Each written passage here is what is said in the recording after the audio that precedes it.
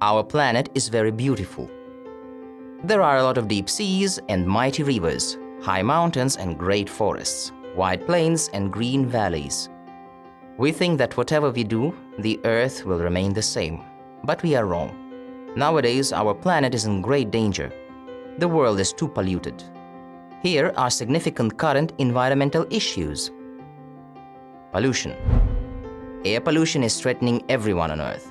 Factories contribute greatly to air pollution. Water pollution also affects our planet. Industrial waste from factories is one of the causes of the water pollution. Global warming is another environmental issue. During past decades, the accumulation of greenhouse gases has grown significantly. These gases heat up the Earth's surface, and this results in global warming.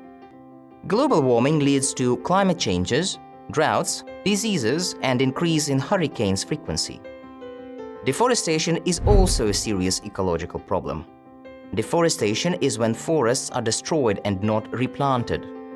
People clear forests to make farms, build houses and roads. The effects of deforestation can be devastating. They may cause floods and global warming. Some animals and plants in our world are very common.